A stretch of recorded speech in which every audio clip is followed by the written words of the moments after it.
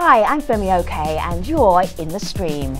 Today, Afghanistan's election and the newfound political power of Afghan youth.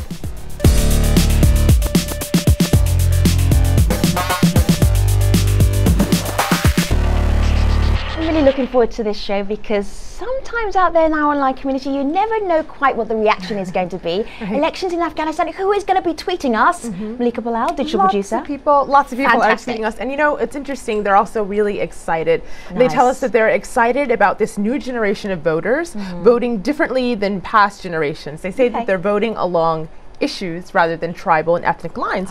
So we asked our community what are those issues that they're voting on, and we got this response. This is actually from the UK, and Ahmed writes, they want the same as youth of any country with a few critical local factors, i.e. peace and stability among them. So we'll talk about those local factors in today's show, but we want your thoughts, so tweet us with hashtag AJStream. Also here in the studio we have Alia Najat. She's a political consultant, fresh back from Kabul just a few days ago. I don't think she's jet lagged. She's looking fresh and ready for the conversation. Welcome to the stream. Thank you. Happy to be here. Great. We will hear more from you in just a moment. Now, just to remind you that the stream is your show and we want to hear what's on your mind. So a really good way to do it is go to stream.aljazeera.com. Look for all the different ways that you can respond to us, and there's one down here that says respond with a video. This is what you can do. Malika will be looking out for your video. You can actually even do it right now. You press record. There's a little widget that says record a video, and then it says allow. I know this is like 20 questions. We are getting there. And then in just seconds, you can record a video and you too can be in the stream.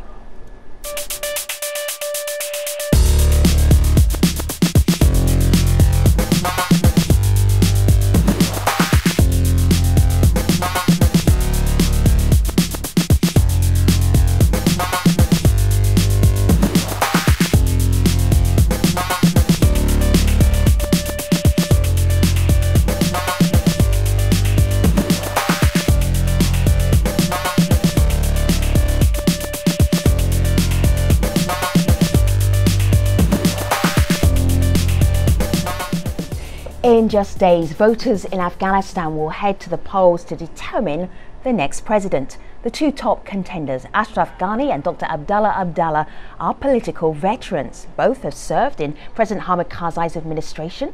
Ghani is a former professor in the United States, and he's been criticized for his ties with the US and being too removed from Afghan politics, while Abdallah is seen as being too close to his country's past with the Taliban. Now, both are hoping to be viewed as reformers in an attempt to secure the support of the Afghan youth, and for very good reason. 68% of the population is under the age of 25, so securing that voter base is a must if you expect to win the presidency.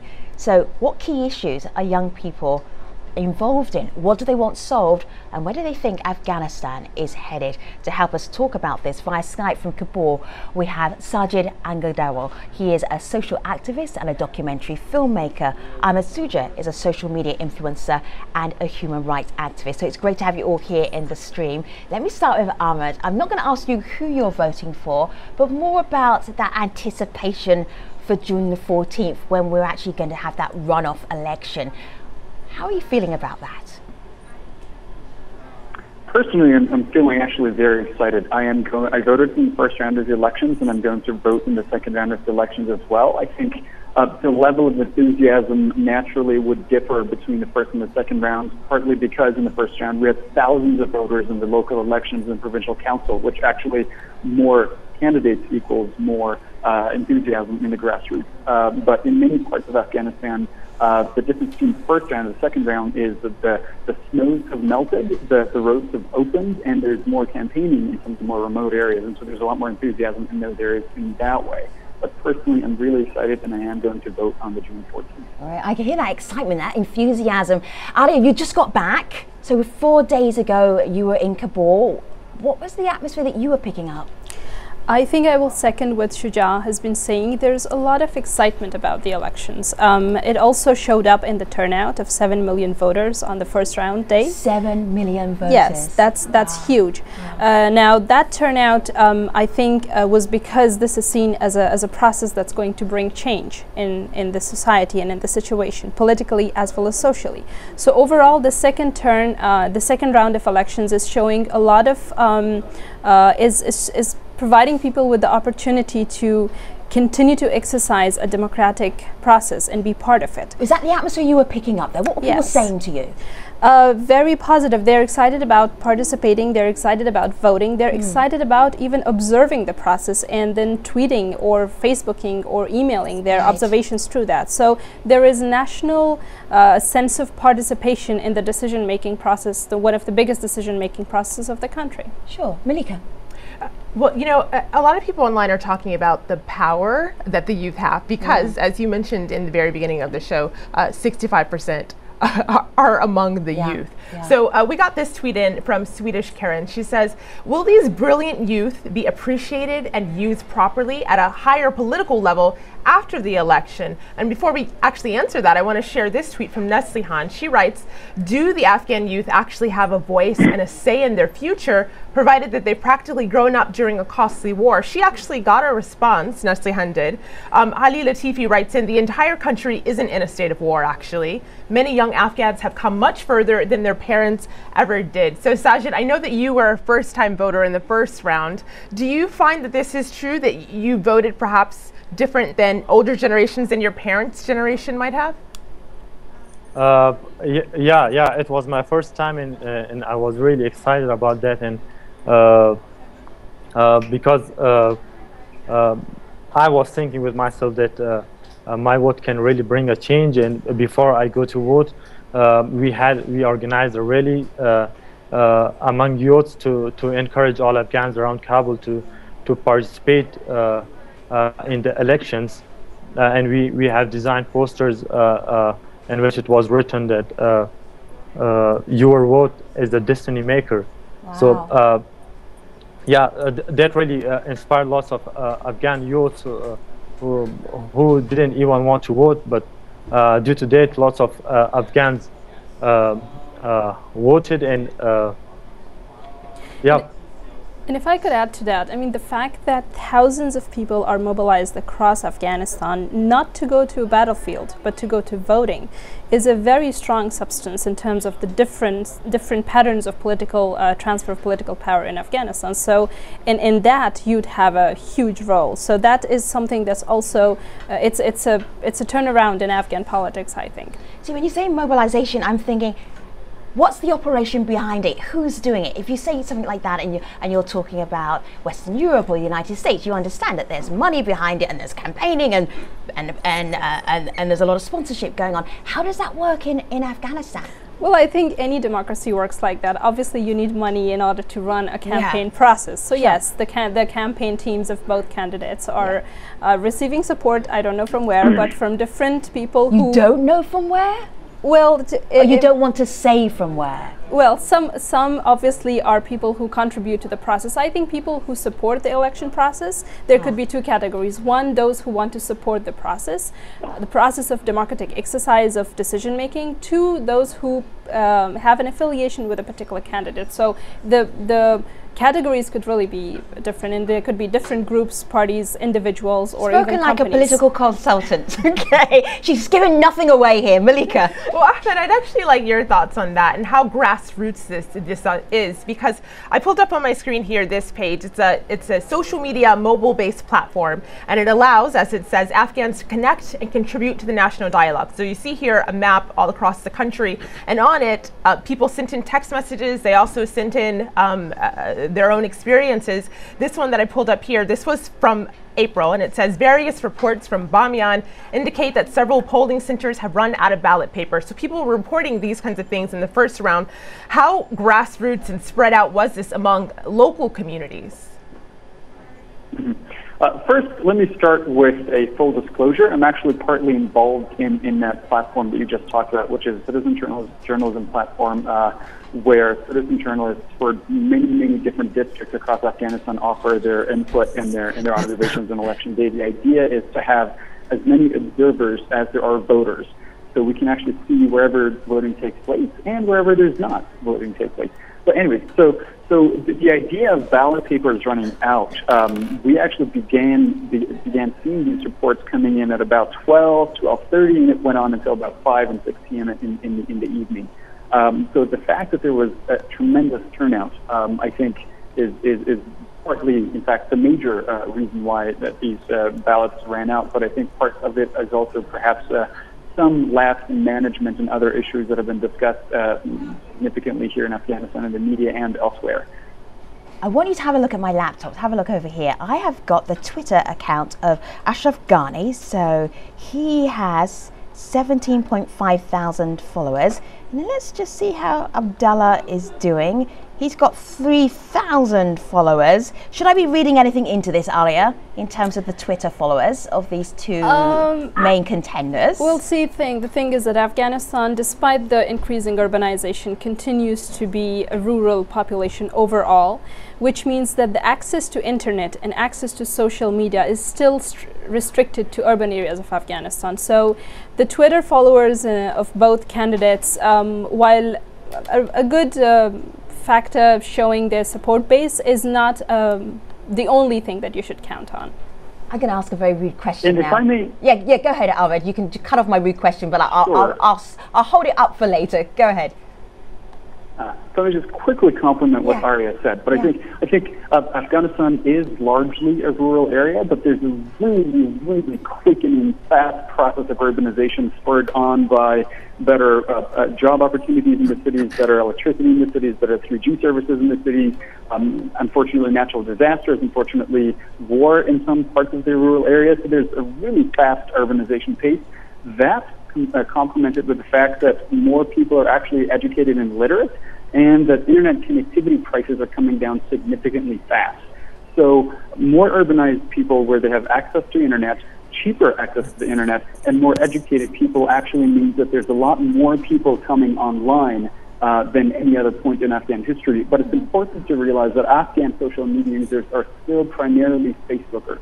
Right. If you actually take a look at the Facebook pages of these two candidates, you'll see a huge difference in the number of followers or people who've liked the pages. You'll see tens of thousands, perhaps hundreds of thousands of people following them on Facebook compared to Twitter. Right. So just looking at their Twitter pages for now, we can look at Facebook in just a moment. So I'm looking at Abdallah here, and he's an elder statesman. He's got grey hair, and then also if we head across to Ashraf Ghani's Twitter page again, he's a mature veteran politician. And then I'm looking at Sajid, and you represent the most of the population in Afghanistan. I'm going to ask you how old you are, if you don't mind. I'm 20 years old. Okay, so let's just say there's at least 40 years difference, between you and the main candidate. How do they relate to you? How are they wooing you as a potential voter? Well, I think the way of their talking is a bit different when I listen to Ashraf Ghani and when I listen to Dr. Abdullah.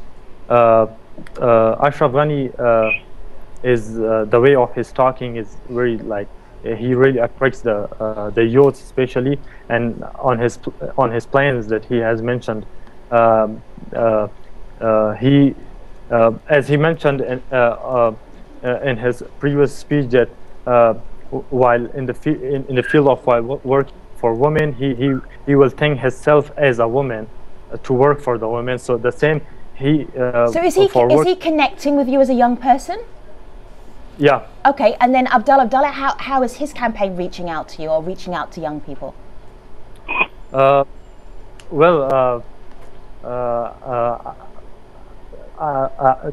didn't reach to me yet. Oh, okay, all right. I feel like I'm getting a sense of where he might be placing your votes at the weekend. Malika. Well, he says that campaign didn't reach him yet, but I do want to share online some of the conversation on what both campaigns are doing and their tactics. So Javed tweets in, Abdullah was fondly welcomed by youth all across the country during the runoff campaign. He says he represents Afghanistan. On the other hand, Ali Latifi tweeted this in. This is a picture of a billboard. It's an ad in Kabul that says, "Your future with Ashraf Ghani," and it shows a light bulb, and there's just question marks there. So Arya, following up on that billboard, Wais tweets in, "This is a picture of Dr. Ashraf Ghani with youth. We had this meeting months before the election." He shows a meeting of several people sitting down talking to him. So how effective do you think their reach out campaigns to the youth, who are the majority of the population, how effective are they? Okay, now this brings us to the discussion of, is the voter base really divided in Afghanistan this time or not, or are we moving out of tribal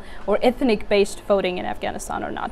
I think apparently there is a divide because both candidates have ethnic representation from all ethnicities, but at the same time I think there is a stronger core of ethnic as well as patriarchal voting inclination still in place in Afghanistan, which is going to take a long time to be replaced or changed.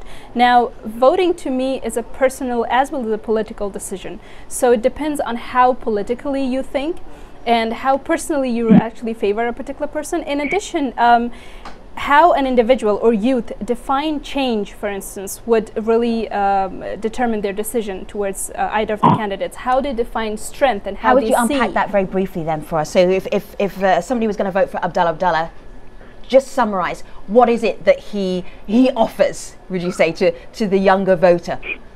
In a nutshell. The thing is that politicians, when they are campaigning, they offer everything. So both sides are offering everything. They're offering employment opportunities for youth, which is a major issue for youth. They're discussing regional economic development. They're discussing regional cooperation. They're talking about transboundary water issues in Afghanistan, which is a critical issue.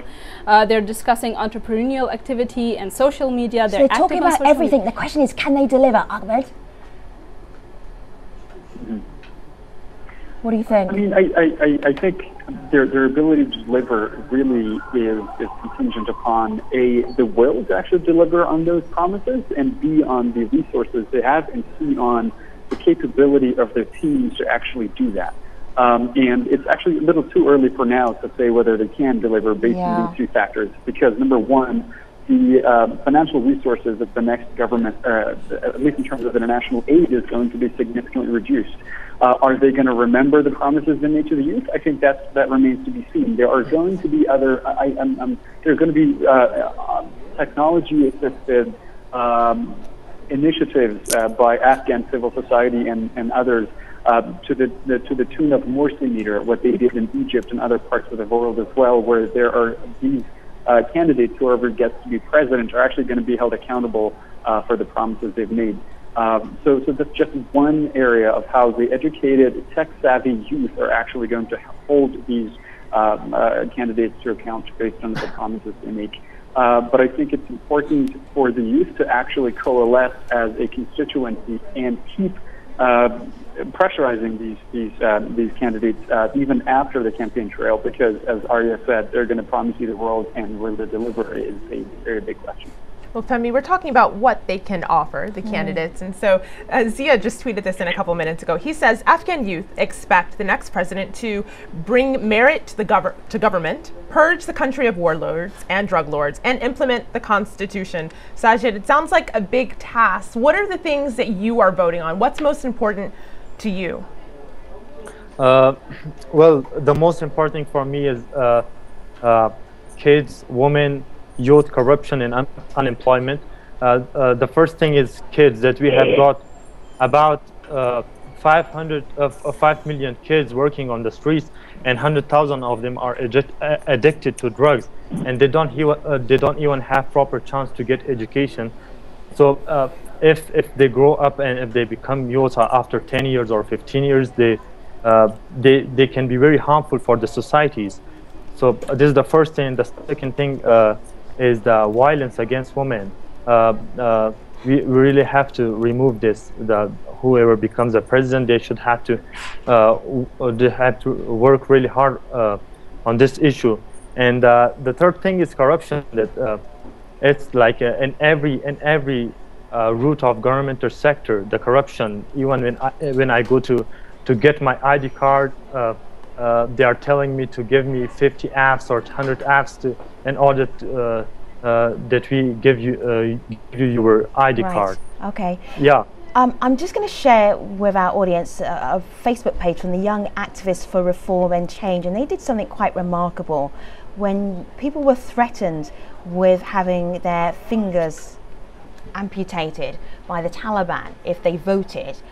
This group actually mobilized and said, we don't care, and they actually, there are a couple of pictures I can't show you of them giving the one finger salute, which is quite remarkable. But there's a sense with young people here that they are not going to be cowed and that they are not afraid and they are still going to vote despite the security issues. But how big a deal is that, Ahmed, when we're looking at the weekend election? I think it's important to realize that the security issue is going to be real, and it is going to be actually visceral for a lot of the voters, especially people who are outside in the rural areas, because the Taliban, for a variety of reasons, were not able to inflict as much damage as they would have liked to in the first round. So they're sort of under pressure to deliver, if you will, in the second round. And so they're going to be amping up their strategies, and the fact that it's actually warmer and then there's not going to be any rain on the day of the election is probably going to help them logistically do the damage that they're nefariously planning to implement. But to follow up on what Sajid said, I think he had a list of wonderful things for the next government to focus on. Let me add one more thing to that, and that would be transitional justice. Because when we're talking about the next generation, when we're talking about a new Afghanistan, when we're talking about turning the leaf, I think it's not possible without the country can actually come to terms with its past, without having some form of closure over 3 decades of cycles of violence, multiple cycles of violence, where the perpetrators, became victims and victims became perpetrators. I think that's important. And towards that end, what's important is for the candidates to promise to actually publish the conflict mapping report that does a really good job of documenting the conflict-related issues of 1978 until the fall of the Taliban. One thing, but also to revive and implement the National Action Plan for Peace, Reconciliation, and Justice, and to actually repeal the amnesty, the impunity law, which was passed in 2007 by many of the people involved in these atrocities, now sitting in Parliament, who just thought it convenient to give themselves impunity from previous crimes. So this is quite a wish list. Is it realistic that this will happen? Out of all of the list of things that young people want from their new administration, what is the one that's most achievable, Ahmed? I think it's not constructive, if I may use that term, to say what's achievable and what's not achievable. I think, like I said, if there is political will, anything is achievable. What we're talking about in terms of transitional justice is we hope that it's actually going to be a national process in which the victims are included in the decision about the future, in which the victims are included in decisions about what justice means, in which the victims actually have a say whether what's going to happen to their historic wounds. And I think that sort of thing is achievable, and it should be achieved. Because if a post-conflict country, which is still very much within conflict, wants to move on and turn a new leaf, these are the wounds that are going to be haunting it, and they have to be addressed. All right, let me just go across the community because we're wrapping up this part of the show. Malika. Well, Ahmed said that what has to happen is coming to terms with Afghanistan's past. So there's a tweet in from Murtala who says that to do that, any meaningful progress in Afghanistan will have to include the Taliban. Femi, I'm interested in our post show to talk about what that progress would actually really look like. Absolutely. And I can see Aria is like, she wants to say one more thing. What is that one more thing before we head to the post show? Yes, what I wanted to compliment what Shuja said, and I wanted to add that we need to remember that genuine change is going to take very long in Afghanistan. So that's what's going to manage our expectations in terms of realistic capacity of candidates to achieve anything. And the fact that the international community support is reducing, this is going to be a problem. Arya Najat, she is a political consultant. She was just speaking there. We're also taking Sajid Agandewo. He's a social activist to our post show, and Ahmed Suja, he's a human rights researcher, all heading to the post show at stream.aljazeera.com. But I do have time, just a little time, to tell you about what we're doing on Thursday. On Thursday, we are going to Bollywood to talk about the hyper-sexy portrayal of women. We have a very starry lineup, and they're standing by to discuss how women are portrayed in Bollywood films and what effect it might be having on the fans who watch them. I will be able to tell you about that tomorrow. I am going to binge watch Bollywood in the next 24 hours. Until then, I'll see you online at stream.aljazeera.com. Thanks for watching.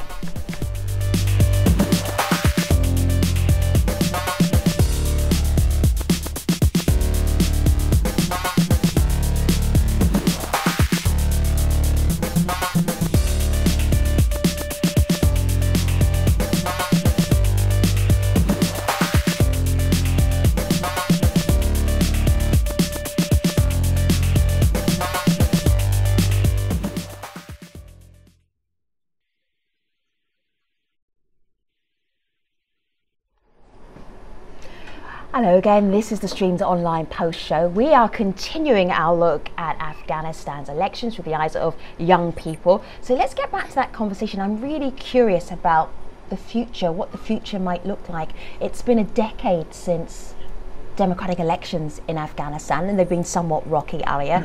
What do you foresee for the next few years? I think democratic reform in Afghanistan goes way back in 2001. It started in 1919 with Amanullah Khan's reforms. So we need to have that long-term lens when we look at reform in Afghanistan. That's one. Secondly, I think the future is going to require the same long-term lens. Genuine change is going to take longer than 10 years or 20 years even. And so the future, and in order to sustain the gains of the past 12 years in particular, Afghans, youth in particular, and women groups need to continue to be mobilized, continue to be active, and continue to build sustainable partnerships with the international community. Right now, because we throw out mobilize, and how easy is it to actually do that in Afghanistan? I think it's happening. I think technology is aiding that greatly. I think the increased access to internet has facilitated that, increased access to educational opportunities, increased access to the world, the exposure that youth in Afghanistan have now has facilitated that. So I think that's happening, but it's not yet there. It needs more sustained support. It needs to continue. So that breathing space that Afghanistan has had in the past 12 years, we need to sustain that and maintain that for some time to come. This, I think, is an international moral responsibility, I would say. When you intervene in a country and you set up institutions and you facilitate processes, then those processes and those institutions, being nascent, continue to need support as they grow. And so those are some of the areas, I think, the civil society sector, the media, the vibrant media that Afghanistan has today, the entrepreneurial capacity of Afghan youth. These are some of the stuff, in addition, as well as the human rights issue and transitional justice, are areas that would need international partnership to grow. So Aria, if I was a member of the upcoming administration, I would be panicking right now because my to-do list is huge. And I did ask you, Ahmed, really, let's be realistic. And you're a human rights activist, so of course you're still going to keep going on. This is what we need to do, but let's be really, really honest about what's possible and what does that look like in the next 5 years? I think it's important for us to keep insisting on human rights gains, because what is a democracy without human rights? Right? What is a democracy without women's rights, without a society free of violence against half of its population? So it's important to realize that. But I think it's also important to realize the fact that some things are going to be more difficult than others, and as Aria said, some things are going to be longer-term projects than others. But in terms of the youth, I think what we have right now is actually Afghanistan's equivalent of the post-9/11 generation. More than half of the people who are going to be turning out to vote on June the 14th actually were kids. They were they're below the age of tweens. They were like 10 or 9 or 8 or 7 when the Taliban were actually kicked out of Afghanistan. So they're really the new generation with a new perspective. And so there's a perception in Afghanistan that they're going to change everything, that, they're going to be the best new hope of Afghanistan. But I think they're still seeing their survival and contribution in existing power structures and existing big players in politics. So it's unfair to say that, they should leave all, partisan politics aside. But I think what's important of the youth is to not be ideologically similar, but actually to adhere to the same set of values, right? Democratic change, the value of human rights, the value of having a civil society in the country, the value of freedom of expression. Based on these, then the country can actually truly go ahead. Okay, Malika. Well, Aria, the thing I love about this conversation is that it's happening among Afghans all over the world, not just in Afghanistan. So I'd like you to have a listen to this video comment from an Afghan American. She was just there a couple months ago. Have a listen to what she says. In response to the question of whether I think politicians are hearing the voice of the younger generation, I think this is not necessarily the case in Afghanistan. The first reason being so may be because there is not any substantial research that's been conducted on this generation, what's really important to them. Further, I don't think the politicians have really taken any interest into finding out what really concerns this generation. I think it's a great opportunity for the right politician to do so. So she talked about a couple things, but I like her last line. She says, it's a great opportunity for the right politician to do so. What would the right politician look like? Let's fast forward a couple of years. What would the ideal candidate look like? Wow. The video post talks about the gap between youth and the current rulers in Afghanistan, who are a lot older, as you said earlier. So I think an ideal politician has to be closer, has to decrease this age gap with the youth, which means that Afghan youth younger than they're currently in governance need to partake in that process, need to practice that at the school level, at the university level. So an ideal candidate would be someone younger, definitely, someone who facilitates political practicing at the school and university level, which means even electing your class representative through a secret ballot, electing your university's debating team lead, for instance. These are instances where youth can practice democratic decision-making processes. And so an ideal candidate, I think, would look that. An ideal candidate would understand that in Afghanistan, we live in a globalized world today. We have to be connected to the region. We have to understand that Pakistan and Iran are going to remain our neighbors for the rest of our lives. So we cannot really keep having a not so useful relationship with them. Right. And that ideal candidate would also be able to balance that regional dynamic with the international dynamic. Arya, let's get away from the ideal and let's get to what really is going to happen coming up for the weekend. Sajid, I just want to ask you, when we started the program, we said how powerful the youth of Afghanistan were because they made up so much of the population. How powerful do you feel right now? Well, I think if youth really want, they can change lots of things. And we are like 65% around Afghanistan. So and our vote really makes a difference. We are powerful, and at the moment, I really don't. It's not like no matter who becomes the president. Yes. What we are doing, we will do. We will keep doing what we are doing. Okay. And this is the power. Like. Yeah. That you have. All right, thank you so much. I wanted to end on a voice of probably the youngest person in this conversation, not giving away anybody's ages here. Thank you very much, everybody, for being part of this conversation as we look ahead to the Afghanistan elections. Meanwhile, what we'll be doing on the next AJ stream? Well, on Thursday, we are going to Bollywood to talk about the hyper-sexy portrayal of women. We have a very starry lineup standing by to discuss how women are being portrayed in Bollywood films and what effect it might actually have on the fans who watch them. Don't miss it. I think it's going to be a really exciting program. Until then, I'll see you online. Thanks for watching. Take care.